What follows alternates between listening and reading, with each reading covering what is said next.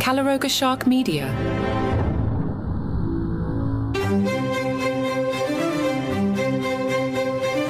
Hello and welcome to Palace Intrigue. I am your host, Mark Francis.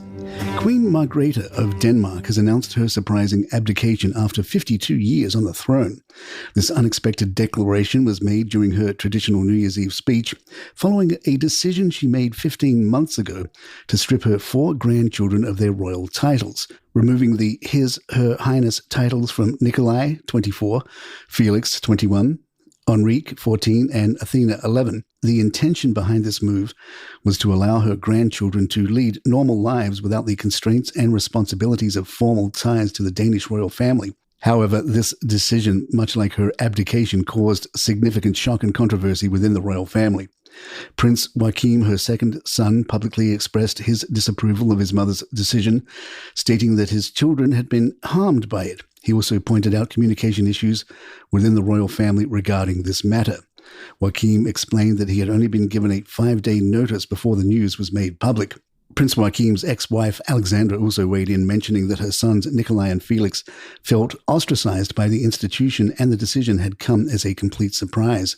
The royal household released a statement acknowledging the emotions involved but supporting the Queen's desire to modernize the royal household. Denmark's royal family updated their website to reflect the new status of the 4 grandchildren, who are now referred to as Counts and Countess and are known as their Excellencies.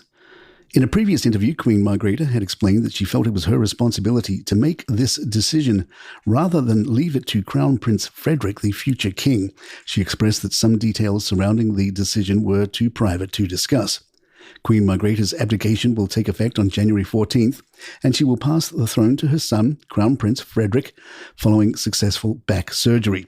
This announcement comes amidst rumours surrounding Crown Prince Frederick and his alleged affair, although he and his wife, Crown Princess Mary, have appeared united in public appearances. Queen Margrethe is the longest-serving monarch in Europe, succeeding her father, King Frederick IX, on January 15th, 1972. According to sources close to the royal family, there is growing belief that the public rehabilitation of Sarah Ferguson during this Christmas season might be a surprising prelude to her remarrying Prince Andrew. Despite their official divorce in 1996, the former couple has remained close friends and currently resides together in the Royal Lodge in Windsor. A close friend of Prince Andrew suggested that the idea of the disgraced royal reuniting with his ex-wife now feels inevitable. This friend explained, "It seems inevitable now that they will just formalize it within a few years and remarry. They live in the same house, they spend all their time together, they adore the children, and they don't ever argue." This notion aligns with previous reports and hints from Fergie herself, suggesting that they never truly wanted to divorce initially. Fergie had previously mentioned that they only went through with the divorce so she could go off and get a job, and her father reportedly stated, "Those two never wanted to get divorced. It wasn't them, it was that family." Fergie has consistently expressed her loyalty to Andrew over the years, stating in her 2011 autobiography, "I love Andrew to this day, as I did when I met and married him. I would never ever sell him out or betray him." She has also emphasized her enduring affection for her handsome prince in recent years. However, not everyone is convinced that her return signifies an impending remarriage. Some view it as a strategic move to project a united and forgiving family image. Andrew Lowney, who is publishing a biography of Prince Andrew, suggested that it was a way of showing Christian forgiveness and maintaining appearances within the family rather than a prelude to remarriage. Royal commentator Neil Sean suggested Meghan wrote Charles a letter wondering why she has to follow different rules.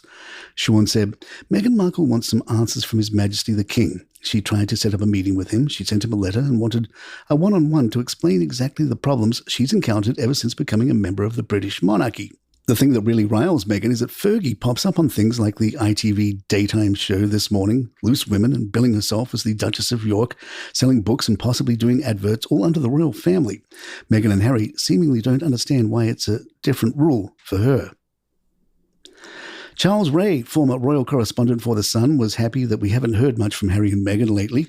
Ray told G News, "It's great to have had a Christmas period where we've not heard anything from the Montecito Muppets. They've been quiet ever since the fallout of Omid Scobie's book Endgame. I think it's only sold about 40,000 copies worldwide, which just goes to show how fed up people are of Harry and Meghan's constant moaning." Palace Intrigue will be right back.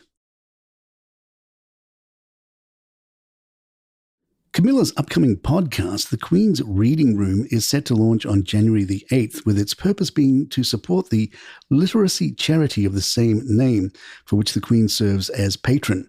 The context surrounding this podcast launch is intriguing, not only because podcasting was initially part of Harry and Meghan's post-royal family strategy, but also because reigning monarchs typically do not grant interviews or participate in podcast recordings. Camilla is unlikely to use this platform to divulge any inside information about life within Buckingham Palace.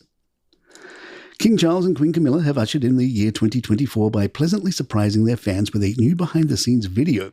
This video was shared across their official social media platforms, offering glimpses of the couple's memorable moments from the past year, including scenes captured by the carriage cam.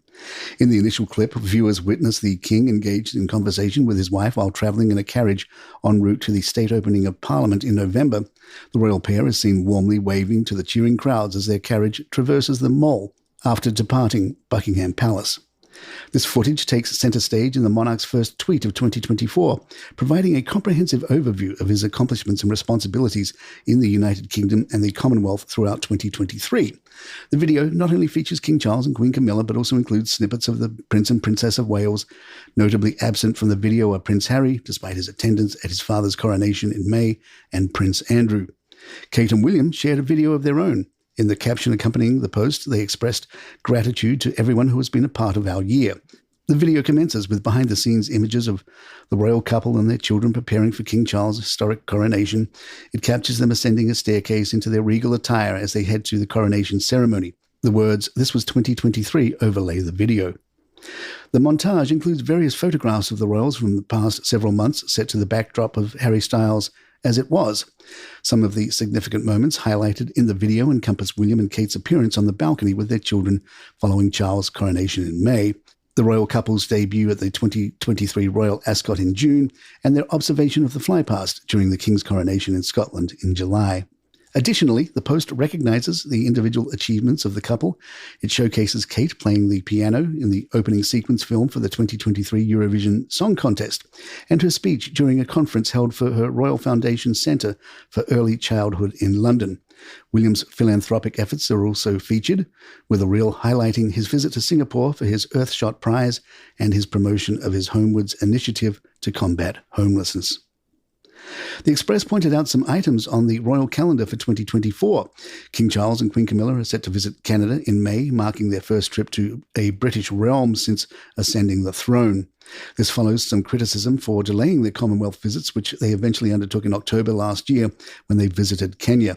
While there are concerns about potential Republican protests during their visit to Canada, a palace source emphasized the King's commitment to his role as head of state across the British realms.